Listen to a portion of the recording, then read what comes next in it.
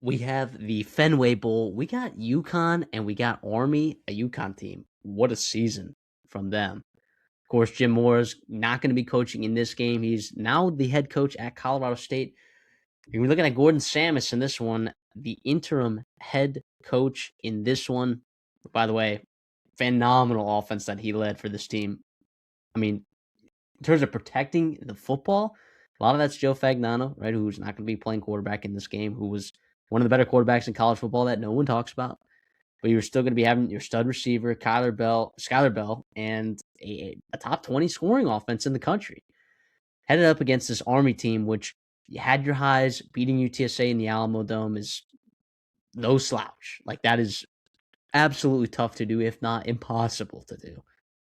And they found a way to do that. But you had some really bad loss and some really, like, just squeak out wins. And some of that is the nature of the way that Army plays football. Monken's a great coach over there. I think that Cale Helms is a phenomenal player. I think that they got some good, solid players there. Sure, they're missing their running back last year who transferred off to Arizona State, but they have dudes there. It's going to be an interesting spot to be in where Army's favored by 7.5 in this one. And I don't know about you, CD. Everything that I'm seeing, okay, like these opt-outs, like the biggest one, of course, you're looking at Joe Fagnano at quarterback for UConn. Your starting left tackle, that's another big one, of course. But then everything else, I'm like, this is like nearly a full strength UConn, and depending on who plays quarterback, like is 7.5 too much, man? Like that, I don't know. I whenever I watched Army, man, I never felt like I was watching a very good football team. I never did. Not a single time did I watch Army and was like, wow, that's a good football team. But I watched UConn a couple times this year and said, that's a good football team.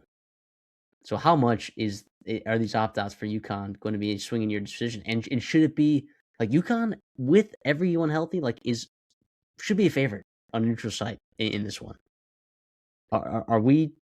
Is this an over-exaggeration by the books here? It's not scaring me away from taking UConn plus 7.5. Listen. It would be a best bet. I think if I were to be at that game and I could just count, here's all my guys, I got my check this, boom, and I know they're going to be on a full snap availability, I would be all over UConn, and that would be on my best bets. It's not going to be right now. I just don't feel confident enough about that in the fact that those guys are going to play. There's a ton of guys in the portal, and from everything we have seen, there's a couple guys who are opting out, but everyone else in the portal is still going to be playing, and that includes, right? And that includes like some of your really, really good football players, right? And obviously, you have people that could opt out in terms of NFL future. And that's Skylar Bell, like a legit Blitnikoff kind of caliber player, and he's playing, man. And it sounds like he is convincing others to Yeah, play as well. I feel like they are also uniquely matched up well to stop Army on the other side of the ball as well. We thought with things that I like to see when I want to talk about going into the option teams, right? Army. How do we stop the option? I want to win my 1v1 blocks on the defensive line. Check. I think there's some guys there that they have the size and athleticism to do that on defensively for Connecticut. And then athletic and smart linebackers that can make plays in space. And Brian Parham is a stud for UConn.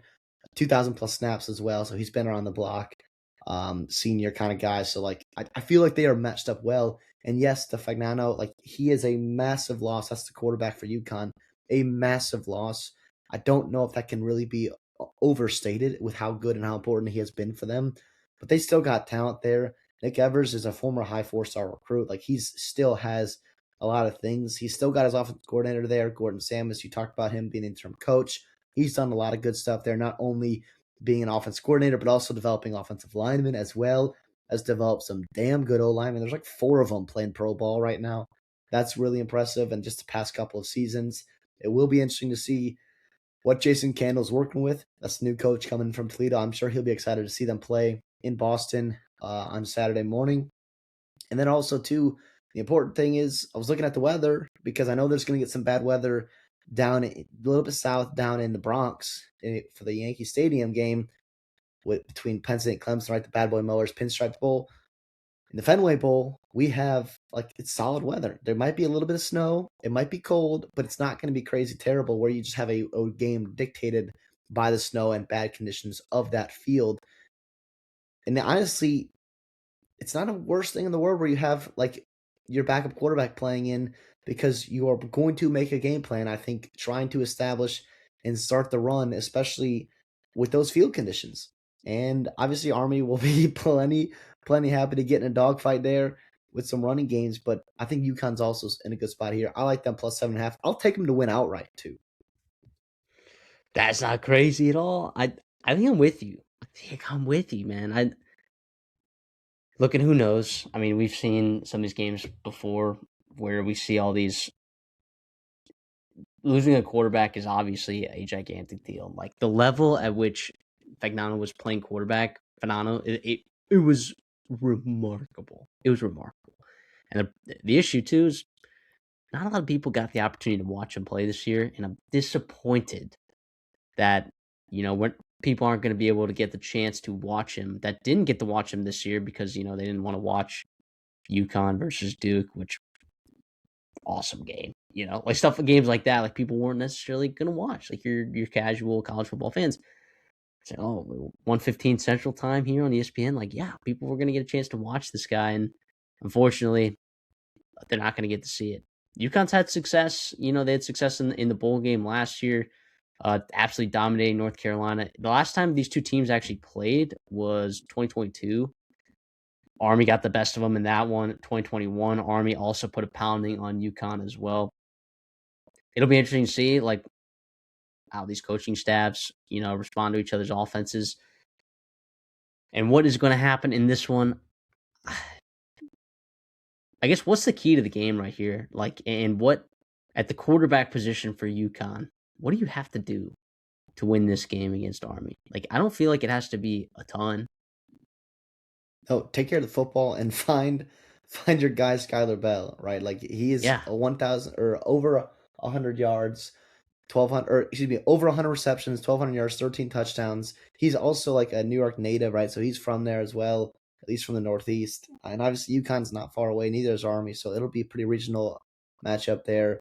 You just find number one, and then also too, if you are, I talked about this a little bit earlier, but if you're offense coordinator and interim head coach Gordon Samus, establish the run, especially if Cam Edwards is playing. Cam Edwards is a dude.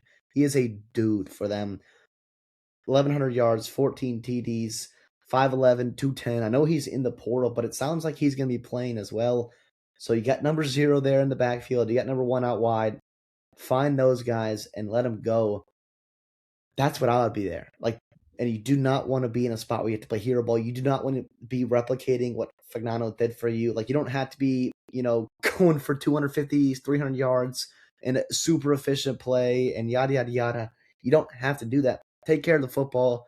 Don't take some sacks. Just keep the play going, get in the right checks, all those good things, and you can do it. I mean, Nick Evers has the talent and the ability to absolutely do it. He does have almost 200 passing attempts and dropbacks in his career, so it's not like he's never played football before. He's can drink. He's because upperclassman there, so he is. I'm not too worried about what he can do against this Army defense, and the Army defense not great. It's really not great. I mean, you look at some of the metrics and you're like, some of it is benefited. Some of those metrics get benefited from the fact, or get the benefit, get a fact. They get helped by the fact that this Army offense is the way that it is, and conducting long drives, milking clock, lots of plays, keeping the defense fresh. I mean, I don't necessarily think that UConn is. I'm with you that I think UConn is uniquely positioned in a way that they can stop this Army offense, considering that it hasn't been super dynamic the way that it was, last year or the year before that. But it'll be interesting. If Army starts stacking up first downs here, one, you're keeping your quarterback who you talked about him having experience, but not a lot of experience conducting this particular offense with this group of characters. if you get him out of rhythm and you're getting these first downs and you're keeping him off the field and you just never allow him to get into a rhythm, that could absolutely be a problem. Now, beyond Nick Evers, if for some reason he goes down or for some reason, I mean, like, it feels like the reports at like who's playing quarterback for what teams has been, or running backs for some team, like it's been a little bit inaccurate from what we've been able to find on, Twitter and beat writers and whatever. Like, you're literally trying to find what you can find, and we've tried to do our best. If for some reason Nick Evers is not the guy in here, I don't know what they have to be able to move the ball against Army. Now they have talent around him, that's for sure.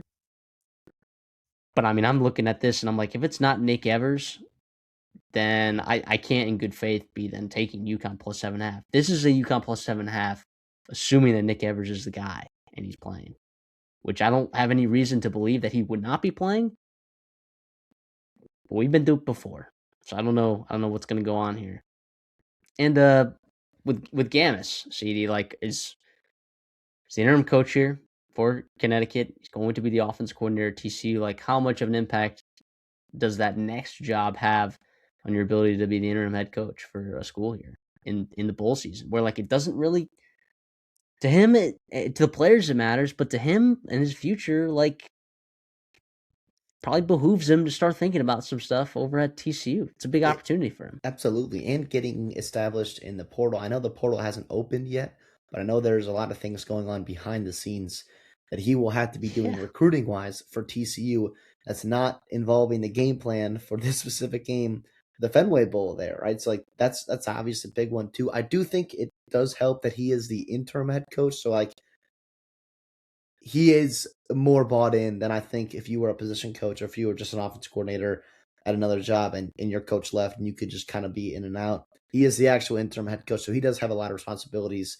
that are keeping him tied to UConn. Same can be said, too, for the defense coordinator there, Matt Brock, a guy that is also heading out, going down south, going down to Mississippi State. Sounds like most of the assistants will be staying to coach the game.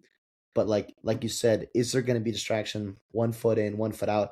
And speaking of Matt Brock, he will have his hands full with this Army defense, or excuse me, with this Army offense. Cale Helms is a pretty dynamic and fun player to watch. He's got over 1,100 yards in the season. He's got some ability to throw the football as well. Obviously, hasn't been super consistent.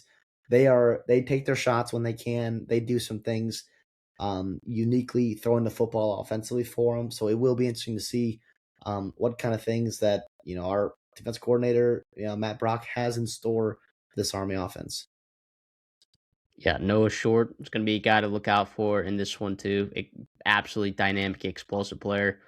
We've seen the Army and Navies and Air Forces come into some of these bowl games and, like, generate explosive plays against really good football teams that, like, in order to have success against this offense, like, you have to practice for it. You have to practice for it well.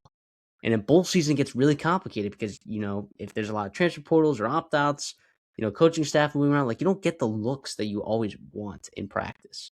So you see sometimes these Armies and these Navies come in. Navy, great example against Oklahoma. I mean, they come in there, and I don't know if it was because exactly Oklahoma just not getting good looks in practice, but holy moly, I mean, Navy was able to move the football and had some gigantic explosive plays, including a 97-yard touchdown, with Blake Horvath. I mean, like, or was that 2 years ago? Whenever that was, right? Like, stuff happens with these service academies and their triple option in these bowl games. You guys got to be ready for it. So, like, when we're talking about taking them plus 7.5, it's sometimes hard to rely on, a team getting good looks in just a couple weeks here with so much happening and like the offseason looming and coaching changes happening and opt-outs, and it gets crazy. It gets crazy. It's just such a unique system that you have to practice for and you have to know your assignments for. Lucky for us, though, when we're on UConn plus 7.5, and you alluded to it a little bit earlier. I mean, you look at the linebacker core, of like the 6 guys, that might be playing in this game there, like 5 of them are seniors or grad transfers. On the defensive line, you're looking at, 4th year, 5th year guys. Pretty much all of them, all of those guys in that front 7 are juniors and seniors. And I don't know if that means that I don't think that they were all there in 2022 when they played against Army. Maybe they were freshmen there. I don't know. Maybe some of them were there when they had to prep, and maybe they were on the practice squad. Maybe some of those guys were on the practice squad, like running that offense or defense. I don't know, but I just bring that up because it is an interesting thing that you have to talk about. We're talking about service academies and bowl games. It gets weird, man. It gets weird.